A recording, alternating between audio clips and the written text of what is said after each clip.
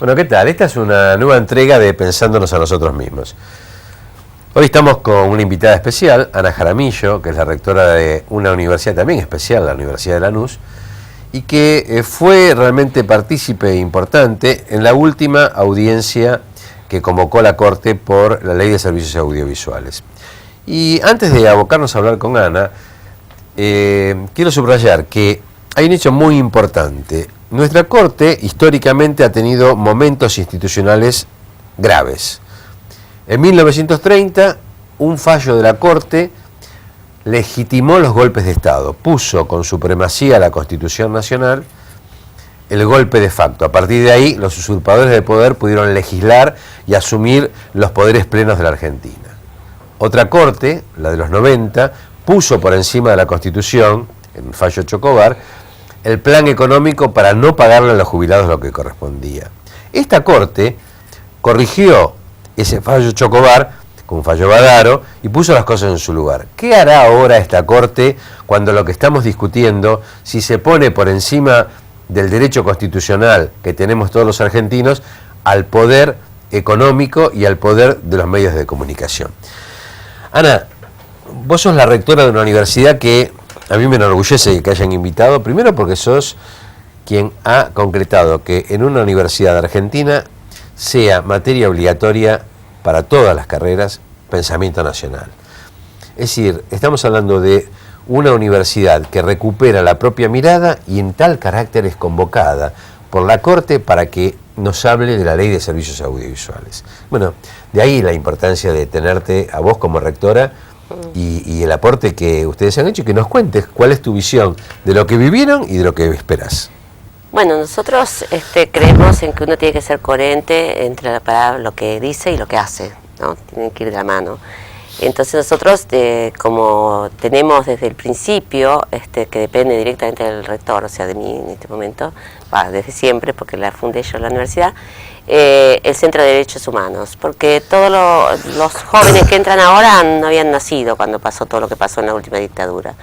Entonces le damos una importancia mayor a los buenos profesionales, pero también a los buenos ciudadanos, que defiendan la democracia, que defiendan los derechos humanos, etcétera. Por eso hablamos de que lo que se dice se hace, o sea, no es solo enseñar cuando uno enseña en el aula, sino poner el cuerpo, sino comprometerse, como se llama la universidad, es una universidad comprometida, una universidad urbana comprometida, y por lo tanto fuimos como amicus curiae a la Corte a decir nuestra palabra, o sea, con los dos jueces argentinos que hay, en el que había en su momento, que en la Corte de Derechos Humanos, la Corte Interamericana de Derechos Humanos, Leonardo Franco, y con Víctor Abramovich, que fue el que habló y el que se presentó, como universidad, que también fue juez de la Comisión Interamericana de Derechos Humanos. Los dos jueces argentinos son del Centro de Derechos Humanos de la Universidad de Lanús, concursados en la ULA. ¿Por qué nos presentamos? Primero, por ser coherentes con lo que decimos, ¿no? Segundo, porque bueno, creemos, más allá de que hablamos dos idiomas diferentes, quedó claro y clarísimo.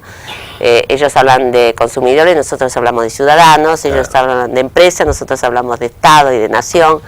Es como muy difícil, cuando uno veía las caras, cuando le preguntaba a Lorenzetti, a los defensores de Clarín de las Partes, que no entendían de qué le hablaban. Y bueno, nosotros no podemos permitir que el consumidor sea más que un ciudadano, ¿no? Y que una empresa sea más que los intereses nacionales. Eso es como absurdo, por lo menos en lo que nosotros pensamos, y por eso nos presentamos. También se presentó la Universidad de San Martín, que son dos hechos que marcan, dos universidades que marcan la diferencia paradigmática de cuál es el rol de la universidad argentina. O sea, antes se hablaba de la República de los Profesores, de las Torres de Marfil, etcétera, etcétera. Estas universidades, fundamentalmente las del conurbano, pero ahora casi todas, saben que cumplen un rol importante en el desarrollo nacional, no solo desarrollo económico, social, o sea, el paradigma de la inclusión implica que el paradigma de más democracia, más derechos, en todo caso, que todas estas nuevas universidades también, estas nuevas universidades que se crearon en el conurbano bonaerense, tienen una actitud totalmente distinta a las antes Torre de Marfil. Incluso ahora que tengo que escribir sobre el tema arquitectónico, porque nos hemos ganado varios premios sobre la arquitectura de la universidad, incluso se ve en la arquitectura, o sea, uno ve los palacios de mármol que tenían las universidades de otrora, y uno ve el respeto a la arquitectura, a la tradición nuestra en las distintas universidades creadas últimamente. Yo creo que el compromiso, por ejemplo, de estas universidades, que la mayoría, la presidenta lo repite siempre, son primera generación de profesionales, que estamos en zonas realmente devastadas, como Lanús, Loma de Zamora, Avellaneda, bueno, todo, Merlo, José C. Paz. Bueno, son generalmente gente que viene finalmente, la podemos incluir, que finalmente le llegó la universidad a la gente y va por primera vez. Obviamente con algunas diferencias con aquellos que vienen de familias de profesionales, porque no hay un libro, porque no hay tradición de estudio, pero por eso también tenemos una actitud mucho más de acompañamiento en ese proceso. O sea, Giovanna, que una vieja y falsa consigna era contraponer etapas populares anteriores de la Argentina, concretamente del peronismo, decían alpargatas sí, libros no.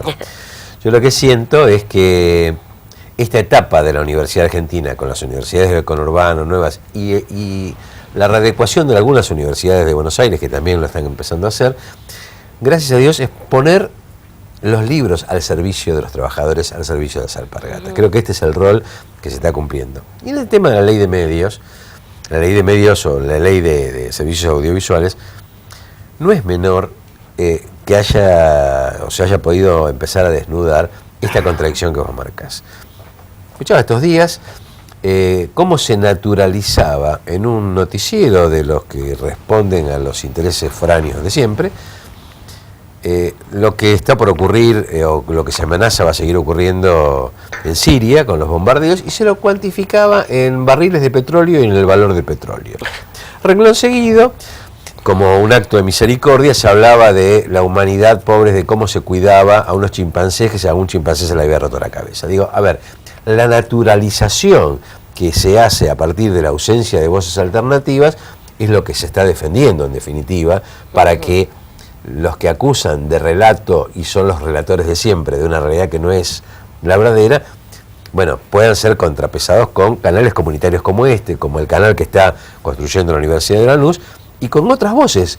La diversidad no quiere decir uniformidad, quiere decir justamente diversidad. Sí, sí.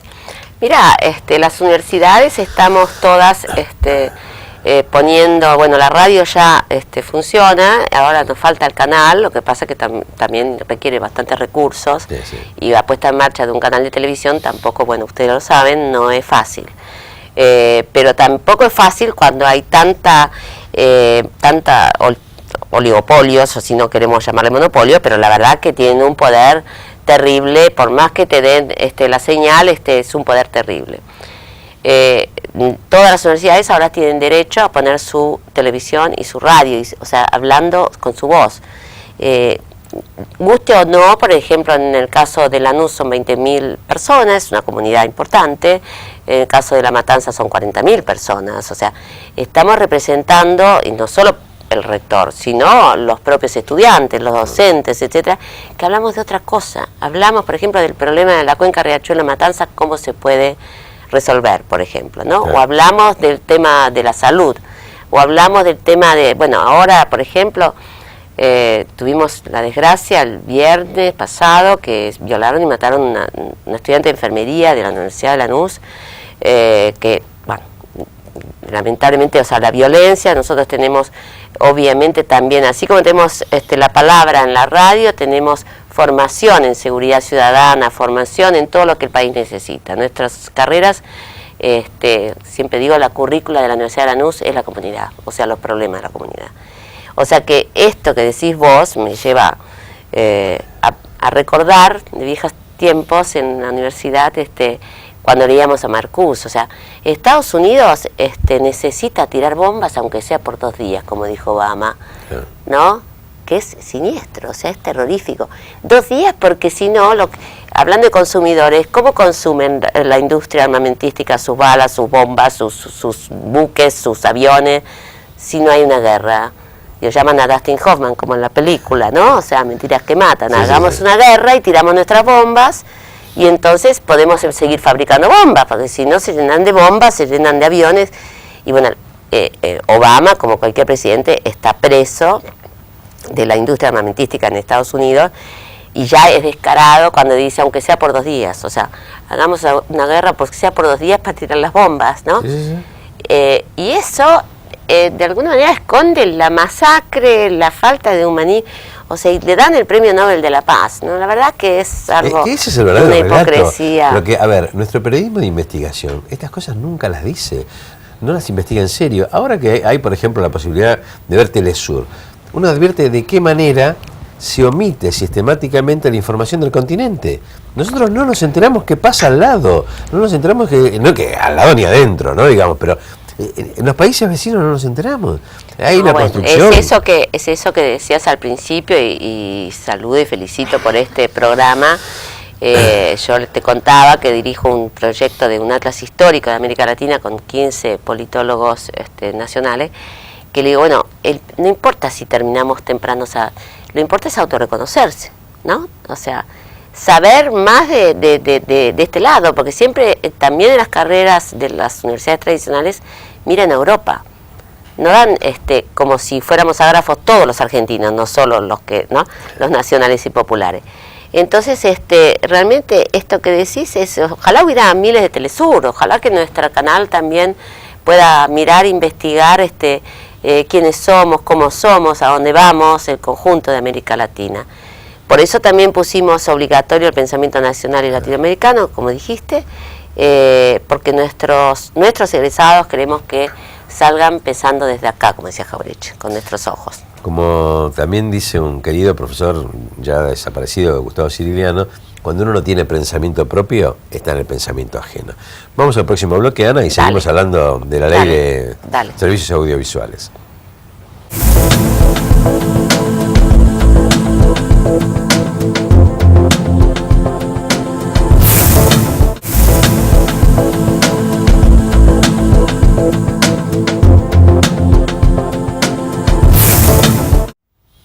Estamos con Ana Jaramillo, militante de la vida y rectora de la universidad. Yo lo antepongo, porque yo creo que uno luego lleva al rol académico lo que es. Digamos, no es más importante, como algunas veces nos enseñaron, lo que uno aprende, sino lo que uno aporta de su modo de ser, como bien lo decías vos. Y bueno, yo estoy muy enamorado además del simbolismo de donde está construida la Universidad de Lanús, digamos, porque es como que se recicló el ámbito que se estaba perdiendo. Y bueno, y este aporte a que la mirada de los argentinos desde Lanús, desde el conurbano, desde la Argentina, tenga una mirada propia, bueno, hacia el contenido de lo que estamos discutiendo. ¿Vos cómo crees? Me causó mucho Graciana cuando le preguntaron, cuando miraba a la corte, qué creía, y ella contestó, bueno, cuando uno mira al chico que le gusta, cree que lo mira con ojos de enamorada, ¿no?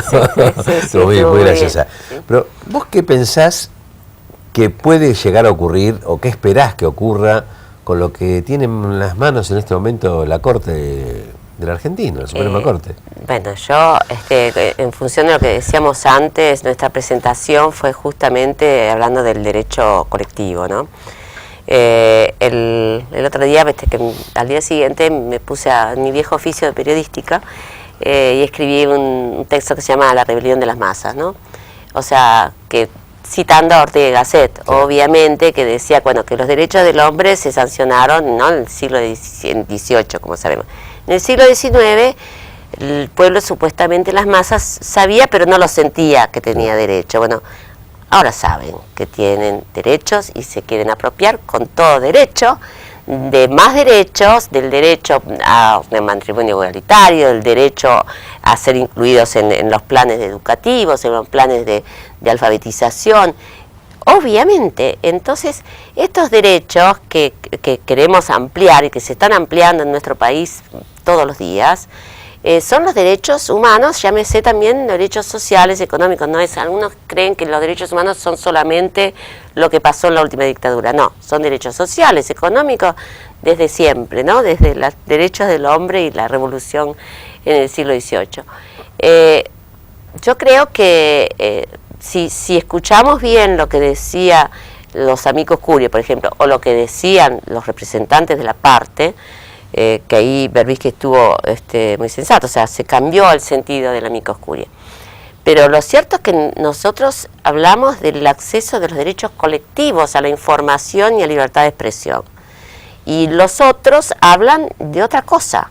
Hablan del derecho al consumidor. Ahora, también estuvo muy bien el presidente de la Corte cuando le dice, bueno, entonces los que no tienen semejante capital ya no tienen derecho, ¿no? Libertad de expresión, porque si a ellos le quitan un poquito y entonces no tienen libertad de expresión, todo el resto no tenemos, porque ni las universidades ni nadie tiene el nivel de capital que tiene, ¿no?, el gran monopolio. Y también yo creo que el laissez-faire y que va a venir una mano invisible a lograr la equidad no existe más. Yo vengo de Italia, que trabajé un filósofo, no importa, y entonces ahí distinguen muy bien entre liberal y liberista. Y yo le decía, liberal en mi país es aquel que apoya los golpes de Estado, que apoyó las dictaduras, el que no quiere que el Estado se meta en ninguna cosa. Ellos tienen muy claro, el liberal es el republicano, el que cree en la democracia, como pasó al principio. El liberista es aquel que no quiere que el Estado se meta a regular nada, o sea, que no se puede meter en ninguna parte. Cosa que es absurda porque nadie cree que va a venir la mano invisible, la mano mágica y va a lograr la equidad, ¿no? Es el Estado el que regula la distribución de la riqueza, la distribución de los derechos. Estos que no quieren que exista el Estado, como no quiere que se pongan impuestos tampoco a nada, pero después quieren que el Estado nos dé educación, nos dé salud, nos dé todo el tipo de cuidado que tenemos, seguridad ahora. Bueno, lo cierto es que yo creo que el Estado sí se tiene que meter, no solo que puede, sino que debe meterse en la distribución del poder y de la riqueza, en todo sentido. En realidad creo que de lo que estás hablando me parece es como de una visión muy abarcativa de los derechos humanos, el derecho humano a construir o acceder a la verdad, digamos. No hay una verdad única porque hay subjetividades, pero la construimos con el aporte sincero de distintas miradas. A ver, la desinformación naturaliza como verdad lo que se dice que se puede o no se puede. A ver, en Argentina ha habido enormes saqueos diciendo que otra cosa no se podía hacer. Ha habido saqueos no investigados periodísticamente durante muchos años, el caso de los jubilados, por citar uno. Sí, claro. Yo acabo de leer en La Nación hace pocos días que dicen que el 55, bueno, que no fueron las balas las que derrocaron al gobierno, sino que el gobierno cayó por su desgaste y por su autoritarismo. A ver, se naturaliza. Hay una cosa, mira, Ana, muy sintomática. El proceso de reorganización simbólicamente pone un hito en llamar a las cosas de un modo contrario a lo que son. O sea, venía a desorganizar y se llamó de reorganización.